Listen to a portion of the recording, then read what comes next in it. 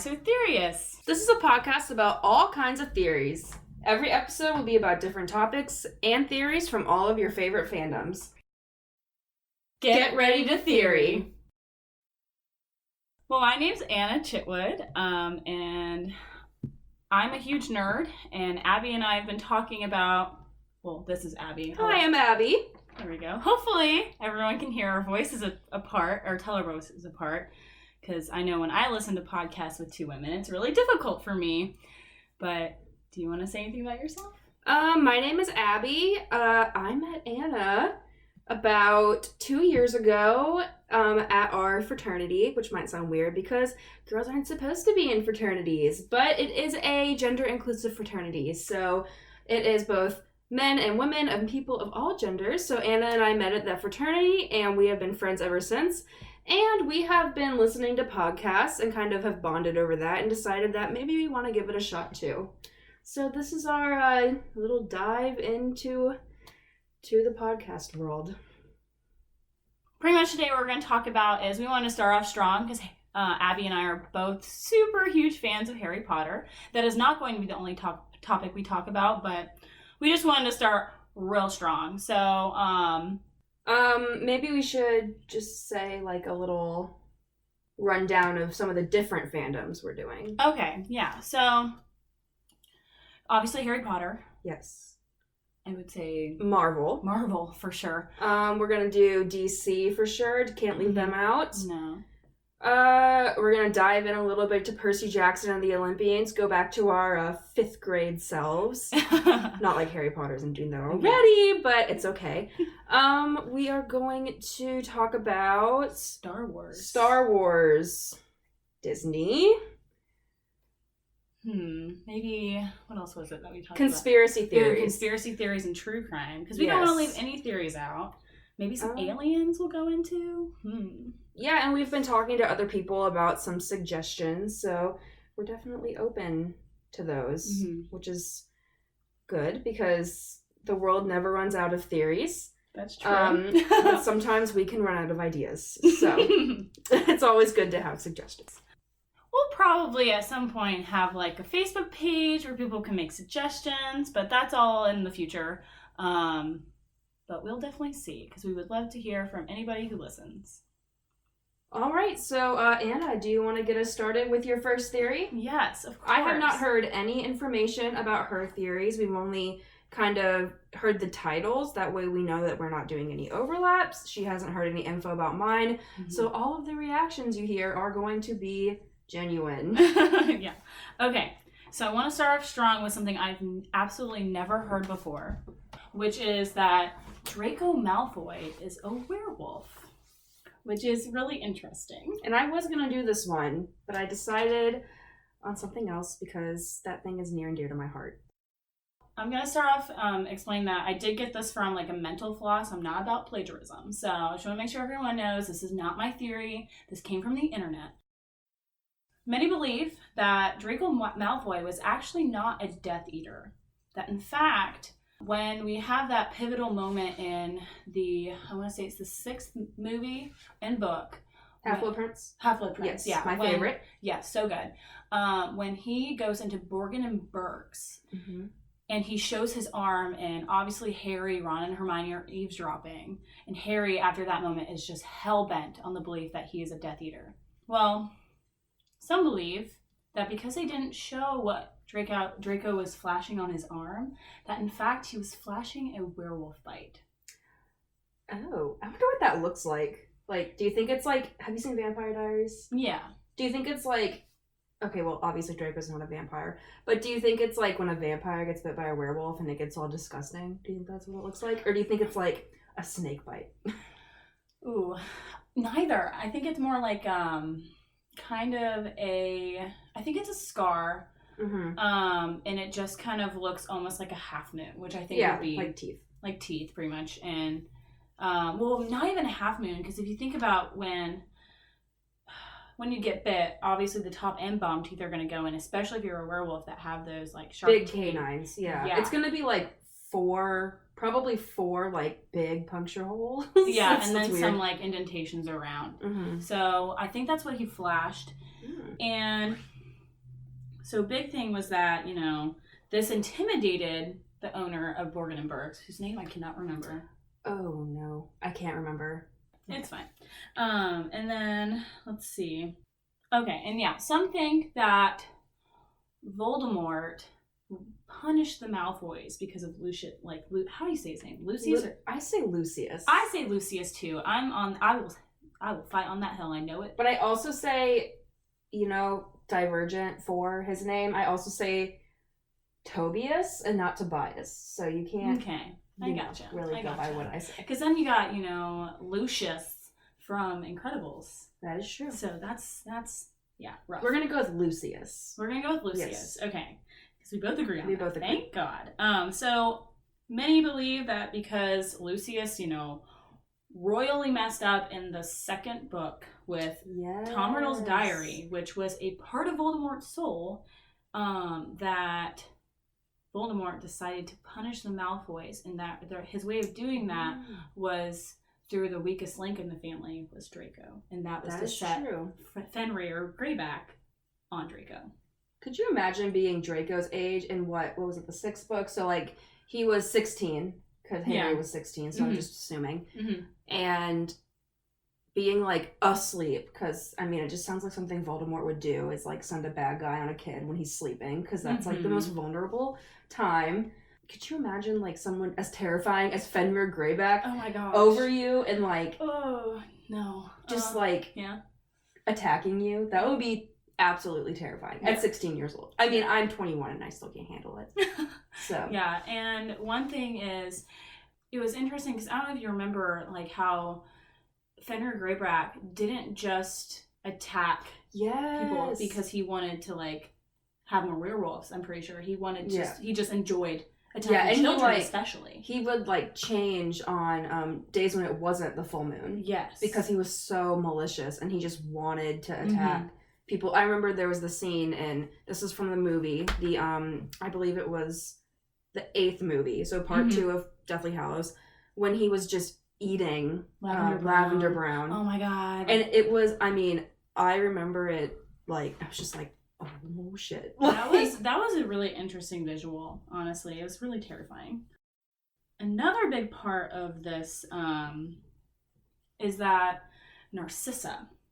And I never anticipated when I was reading through different parts of this theory that this would be a factor, but honestly, this is kind of what sells me on it, is that Narcissa Malfoy, and if you don't know who that is, that's his mother, she actually betrayed Voldemort, in the last book when she is asked to see if Harry is dead. Yes. And she lies because she knows he's alive. Mother of the year right there. Yeah, right. And pretty much what it is she asks if Draco is alive, and Harry confirms, and that's why she chooses to not say anything. So interesting, because she knows she wants to protect Draco too, so she kind of knows how to keep secrets, because obviously if she tells everyone the true identity of Draco, people are gonna be extra careful around him.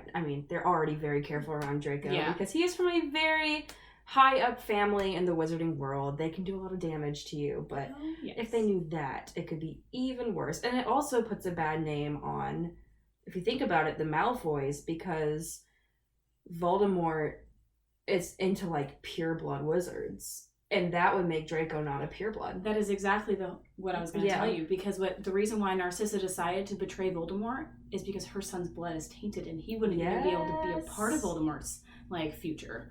And he would probably kill Draco. And he would want to kill Draco, yes. So that was a big thing, and I just found that really, really interesting. And obviously, I have never, just from what we saw of Narcissa, I never really thought that she wanted to be a part of anything. That all she cared about was Draco, and she just couldn't help that when she was younger, she fell in love with Lucius, which can't help who you fall in love with. No. And another reason why some people may go against this theory, though, is that they'll say that, and this is mostly people who've watched the films and maybe not have read the books, is that in the 6th movie, at one point, or it might have been in the 7th, in one of the films, it's very blatant that we see Draco's tattoo. I think it's the 6th one when he's showing it to Dumbledore right before he's supposed to kill him. He's like, look at what you did to me. Yeah. And obviously that was in the movie, but it wasn't in the books. Yeah. So, which makes it not really, we don't know if the movie is as canon as we want it to be, simply because, okay, first of all, one reason why some of the stuff in the movies I don't consider canon is the whole Luna and Neville Longbottom that is true. romance. J.K. Rowling, I mean, she came out and said that Luna married Newt Scamander's grandson. Yeah. Yeah. Mm-hmm. But I think it was just people, you know, who only people give a lot of grief to people who only watch the movies and not read the book. But I think people were just wanting Neville to have an emotional connection, like almost every single other person in the series did, and Luna too. Yeah, he married Hannah Abbott or something like that. Yeah. Who, out of left field, honestly, because she was Hufflepuff. She was a Hufflepuff, and well, I mean, he would have been a Hufflepuff, but that's true. And it's so out of left field because she was mentioned like one time at the sorting because her last name began with an A and a B. Yeah. Mm-hmm. And then another B. That was it. Mm-hmm. So can we also talk about how this is a tangent, but in the 6th book and movie, Harry was so like hell-bent on following Draco around because he was just like, Draco is bad. Which, I mean, Draco is very skeevy looking. Like, let's be real. Like, anyone could look at him and be like, yeah, it's he's probably slick back, white hair. Yeah. Which actually, I think in the sixth movie was when his hair looked the best to me. I think Draco looked the hottest in the 6th movie. I would have to agree. Yeah. If I say the 3rd, I mean the 6th movie, he's 16, so that's already bad enough. But he was 13 in the 3rd one, so that just makes me feel even worse. Did you know that Emma Watson and Tom Felton have been like hanging out a lot recently? Ooh, no. Yeah, I know. I'm like, oh my god. And she used to have a huge crush on him because he was like the bad boy and would come in on his like skateboard and stuff. Yes. On the set. I could see Tom Felton like being a womanizer on the set. Cho Chang, Lavender Brown. Yeah. His poor hairline though. Oh, it's bad. It's real bad. He's still good looking. He is. He was on The Flash. He has a very rounded forehead. He does. And then his hairline's receding, so it just makes him look even more bald. But it's okay. People bald early. People get gray hair early. You can still be attractive and be balding. It's fine. But Draco Werewolf, that's interesting. I've actually never heard of that before looking for theories. Yeah, it was definitely one that popped out because I've heard a lot of fan theories about Harry Potter because I'm obsessed. And I was like, wow, that's one I've never heard it. Honestly, I could believe it. There are some things I'm kind of like, I don't know. But yeah, I definitely see it being a thing. Yeah, and then especially if you just read the books. Yeah. And another thing is that how sickly like he was in the 6th film and book, of course. But obviously the visual is really in the film. But he just looks and seems ill, but also you have to remember he's like so stressed and he's anxiety. Anxiety does that to you. Like, it makes you look like hell. Yeah. But I mean, being a werewolf also makes you look like hell. Yeah. If you remember Remus, sometimes he would. Oh gosh. Poor Remus. But yeah. So I don't know if you want to go on. Yeah, I'll do one of mine.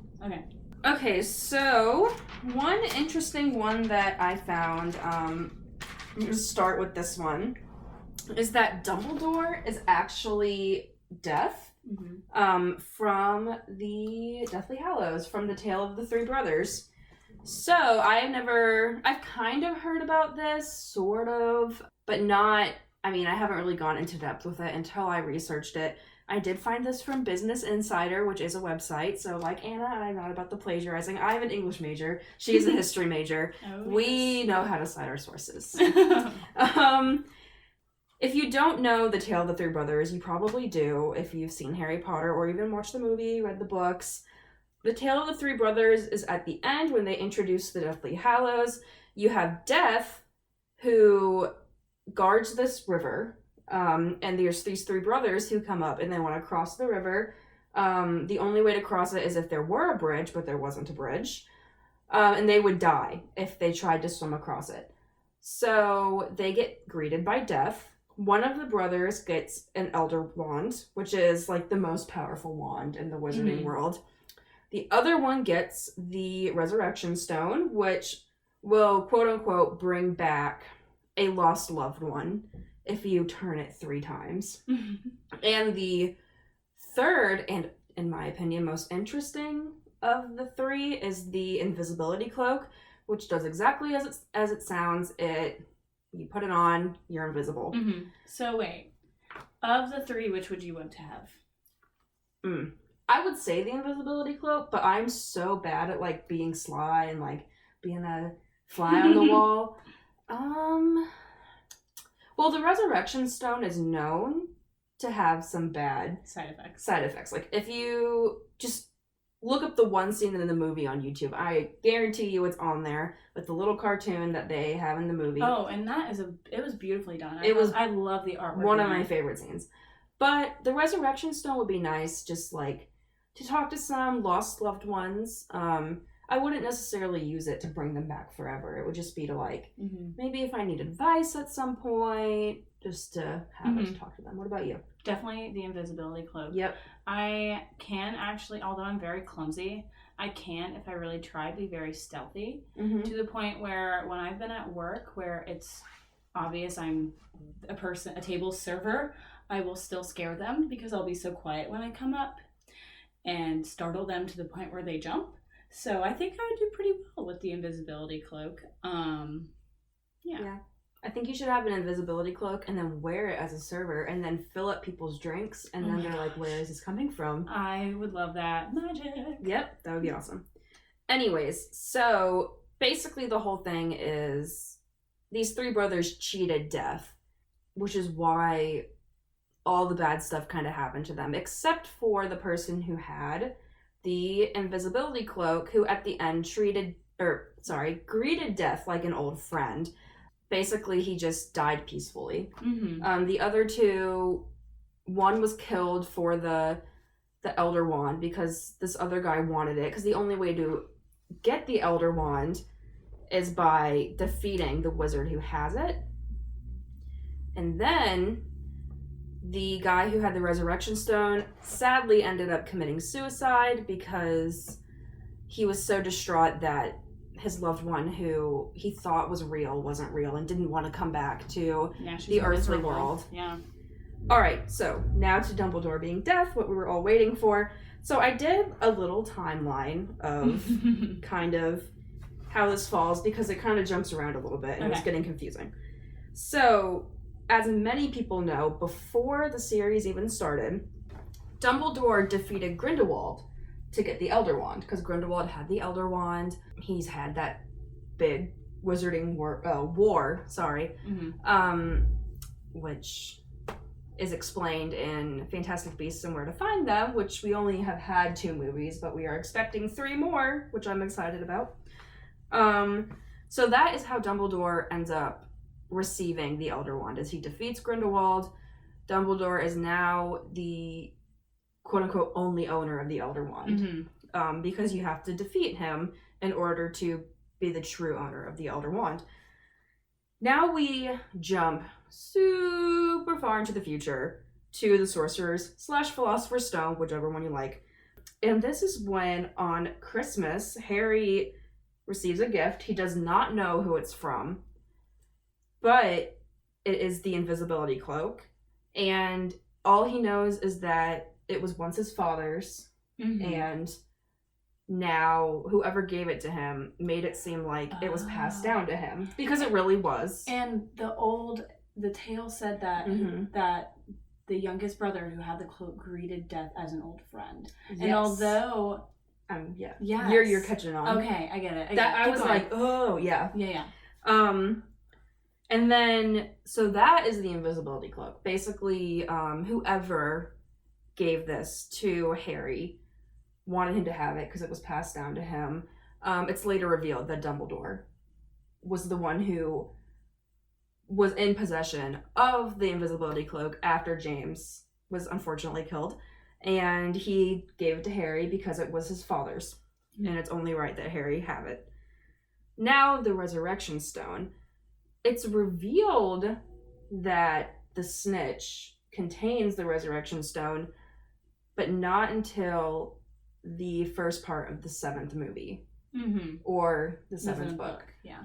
When they are in a conversation with the Minister of Magic with the will, and Harry gets the snitch. Mm-hmm. Harry doesn't really know why he gets the snitch. All he knows is that, he won it, or he didn't really win it, but he was a good seeker, and his job was to catch the golden snitch. Of course. But obviously there had to be some significance to this.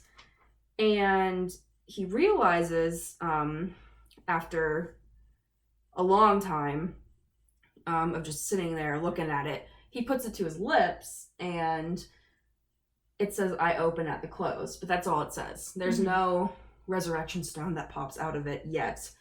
And then later, when he decides that the best thing to do for him and for all of his friends is to go and face his death and have Voldemort kill him, he has the bright idea, because Harry sometimes does, he decides that this is the close because he's about to die. Yes. So he puts the snitch to his lips, and then it opens and reveals the resurrection stone, and that's when you have, yet again, another beautiful scene with James, Lily, Remus, Sirius, all those important people. Mm-hmm. I believe that was it, but if it's not, don't kill us. And some people believe that, well, obviously Dumbledore put the resurrection stone in there. But a lot of people believe that it had been in there, ever since he had first swallowed the snitch in the first movie. Interesting. Which is why, when he put it to his lips, it was like, it was from when he was swallowing it. Okay. It was kind of like a clue. Yeah. So that is with the resurrection stone. And now with the greeting death like an old friend, which is what I think you were getting to, this is when it gets really interesting. When Harry, quote unquote, gets killed, he wakes up in King's Cross Station. Yeah. And Dumbledore is there. And Harry greets Dumbledore at King's Cross Station. So it's like he is greeting death. And him and Dumbledore had a very, very close relationship. So it's like greeting death like an old friend. So that's where that comes from. And some other interesting things, which it doesn't necessarily go along with Dumbledore being death, but it does go along with the Tale of the Three Brothers. Harry is the one who greeted death like an old friend, so the one with the invisibility cloak. Snape was the one who died for love. Okay. So the Resurrection Stone. And Voldemort is the one who died because he wanted power. Okay. So the one, I don't remember the exact quote, but the eldest brother. Elder wand. Yeah, the eldest brother. So that is Dumbledore being deaf. I thought that was pretty interesting. Okay. And so them putting, obviously, like Voldemort, Snape, and Harry into those positions as the three brothers, it's just, I think, probably just showing that throughout time, there's always somebody who perfectly represents one of those items. Yeah. And if you think about it, Dumbledore, or Death, knew about Snape and his love for Lily. Yeah. And that kind of goes along with it, too. So, yeah. Some of the, I think, out of the three that I have, this is the one that makes the most sense. Yeah, I think I could definitely get on board with that, because it is very interesting that they are in King's Cross Station, and it's like, exactly as you said, he is greeting an old friend, which is true. It's when he dies. And it's when he dies. And he accepts the fact that he's going to die, just like the youngest brother. And that's another thing, too, is that Dumbledore did not fear death. No. He did not fear death. He knew, I'm going to die. Yeah. And I find that really interesting. And he died for the right cause. So, yeah, I find that interesting. Okay, so my next theory is... Hermione is actually Harry's sister. I've never heard this before. I did not hear it either until I was looking at theories, and I was like, no way. And I'll give my opinion on it at the end. But so this theory Actually, the website I was on for this was from 2005, so it was actually before the last book ever came out. Well before. Yeah. Interesting how they kind of like put it all together. They were saying that some people pretty much, they speculate that she was Harry's older sister, but was put up for adoption for her own safety because her parents feared Voldemort so much. So Lily and James gave birth to Hermione. First? Yeah, because she's older. Because she is older. She's older by, let me tell you, 10 months. About, I think. What? Yeah, so her birthday is... Oof, poor Lily. September, right? Yeah, exactly. Her birthday is in September of 79, and Harry's birthday is in July of 80. Okay. So that's like... less than a year, for sure. Way close to have a child, like, back to back, you know? But you still can. You can. Yeah, we are not discounting that. And if you do, all the power to you. Oh my goodness. But yeah, so the reason why I would say... the idea that James and Lily would give up Hermione for adoption after probably, I guess, they found out about the prophecy when Harry was born is, wouldn't they give up both of them? Yeah. Wouldn't they want to hide Harry as well as Hermione? Especially since Harry fit that prophecy perfectly, whereas Hermione did not at all. I would have thought that they would have separated them and sent them to separate families. Yeah. You know? And not just Hermione. Because that's a little bit of favoritism right there. Unless they, like, figured maybe after a while, like, they couldn't go through the emotional trauma of giving up one of their children. Yeah. Again. And I don't know. I just find that interesting. Another thing that people were trying to use as, like, evidence is that she constantly has this, obviously, attitude of being a know-it-all. And it's always with Harry, and that it's because she believes that she is competing with her brother, quote-unquote, the chosen one, which, okay, I'm sorry. She's a know-it-all regardless of whether or not she was friends with Harry, regardless of whether or not, like, and this is actually assuming that Hermione knew their relationship. That's another big thing about it. Oh, so they're saying that Hermione knew. They're saying that Hermione knew, which I'm like, okay, I don't know. Because I feel like she would have told him. Like, they were so close. Yeah, they were. I honestly think that they were probably the closest friendship. Although Ron and Harry were close, I felt like Hermione and Harry probably shared a bit more with them. Especially after Ron left in the sixth and seventh. Oh, the sixth book too. Yes, they got. That's when their friendship really started like blossoming, I would say. Yeah. And so another thing was that she has Lily's blood, so it was a big part of her being there at Hogwarts at the same time as Harry, because obviously Lily's blood is what protected him. Okay, that's a really good point. It ends up, like, that's a big point as to why her and Ron end up together. But let me just say, another thing that they were trying to say is that there was not any romance between Harry and Hermione, when that's a lie. It's not necessarily like there ever was any romance ever shown, but JK has stated that she wanted Harry and Hermione to end up together.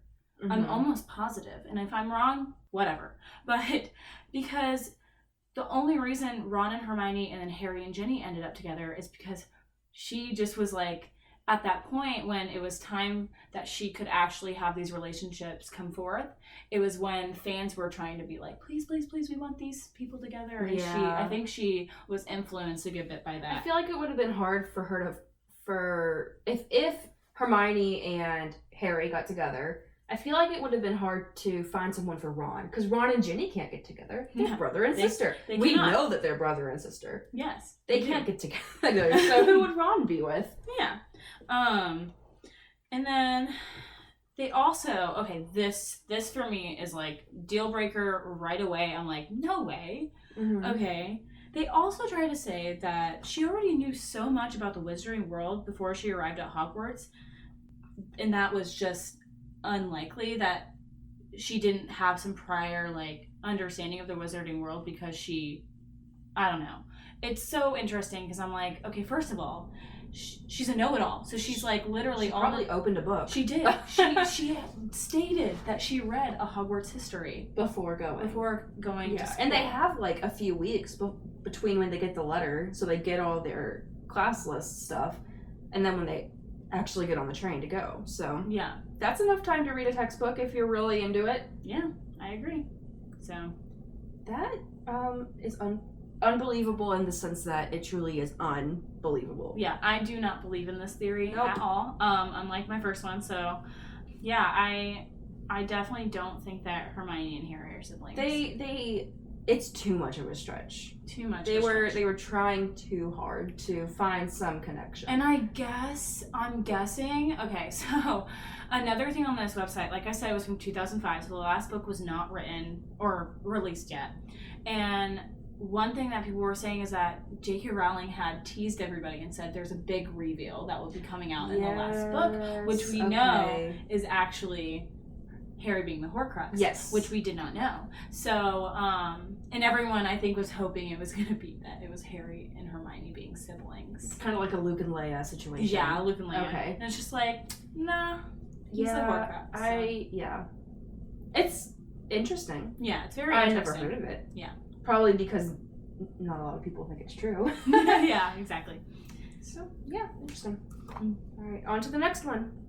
All right, so a little more about Lily Potter. I guess this kind of relates to Anna's with, Lily possibly being Hermione and Harry's mom.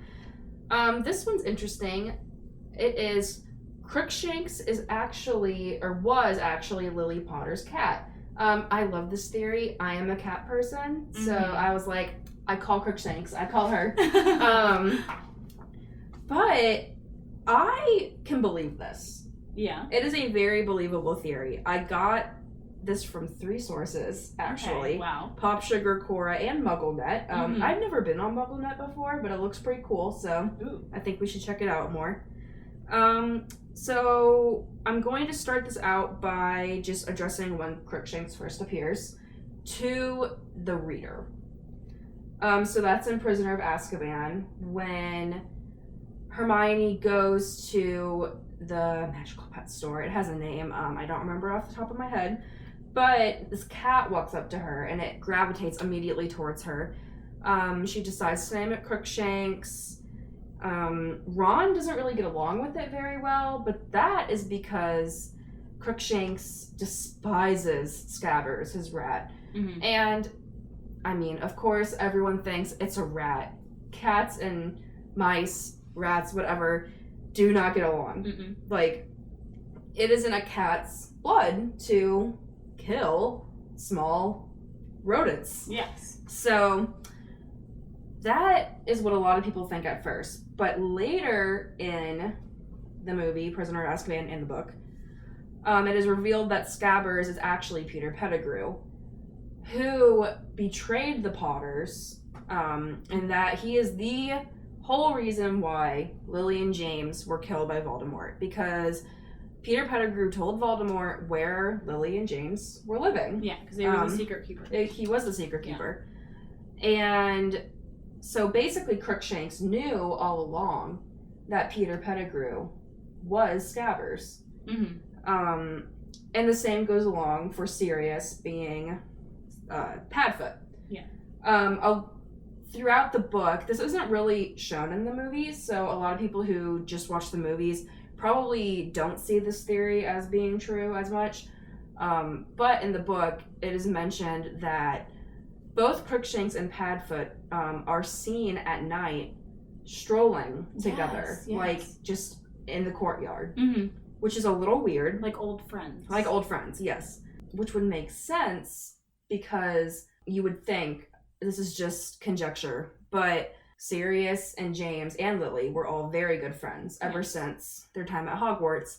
Sirius probably spent a lot of time with the Potters. I mean, it's known that he spent a lot of time with the Potters. They were very, very close. Yeah, he's Harry's godfather. Yeah, and gave Harry his first broom and everything. Yeah, the really cute one that only goes a foot off the ground. Yes. But so Crookshanks probably knew that Sirius could turn into Padfoot. She probably sensed it. And Sirius probably turned into Padfoot around her. Yeah. So they would probably have little cat and dog talks together. So she, in a sense, knew all along that it was Sirius.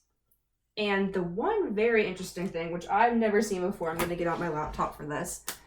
One piece of evidence, excuse me, that a lot of people use is in the Deathly Hallows, there is a letter that's revealed that Lily Potter wrote to Sirius. And I'm just going to read it. It goes like this.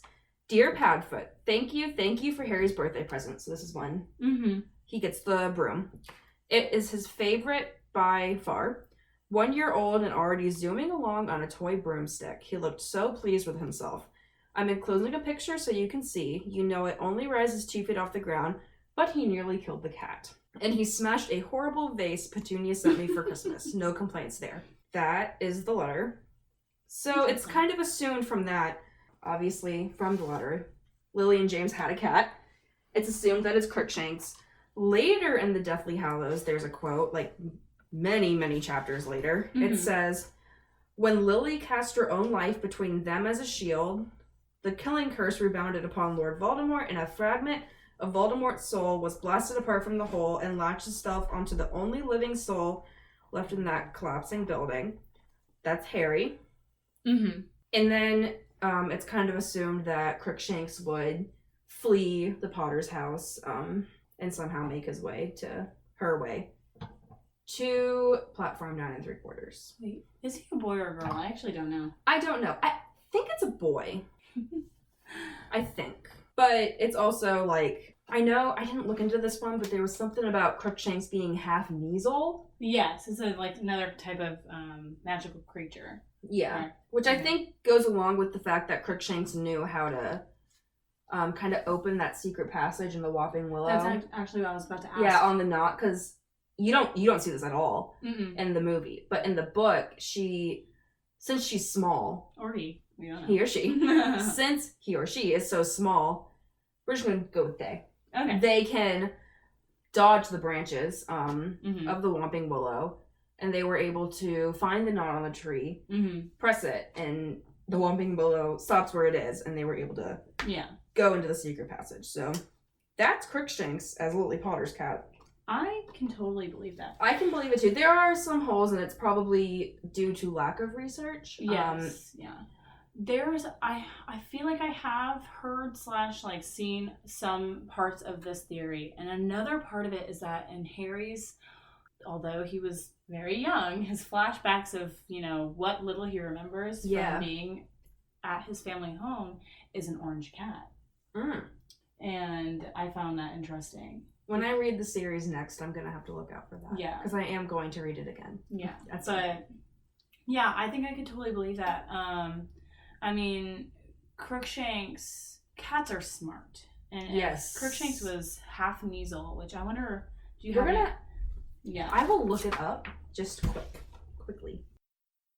All right. This is from Harry Potter Compendium.fandom.com. It says a Measle is a magical feline creature related to and similar in appearance to a cat. They have spotted, speckled, or flecked fur, large ears, and a slightly plumed tail like a lion, which Crookshanks is larger and long. She has long fur. And has a very big tail. Yes. They're thought to have separate breeds. They're excellent pets if they like a witch or wizard. Very high intelligence, which Crookshanks is known to have based on the Whopping Willow. They're occasionally aggressive. She was very aggressive towards Scabbers. Yeah. And have an uncanny ability to detect suspicious and distrustful people. Scabbers. Yes. That's basically it. This goes into very, very strange detail about how many kittens they can have, which I don't know what Measle kittens are called, but okay. Okay, now I'm on Pottermore. I looked up Crookshanks. There is a lovely picture. The first thing that pops up is Hermione's sharp-witted pet cat, who is half Measle. That is confirmed on Pottermore, and J.K. Rowling has input on Pottermore. Yeah, and that's canon then. And her hobbies are chasing garden gnomes. Okay. She's from the Magical Menagerie. That is the pet store. I forgot its name. That's about it. I swear that there was a point in time, let's see, when I can't remember if Ron, in the movie, I know I'm quoting the movie, but in the movie, Ron goes, either he's a bloody menace, that's what it is, what he is, or he says it's a bloody menace, that's what it is. So I don't know if he says he or it's.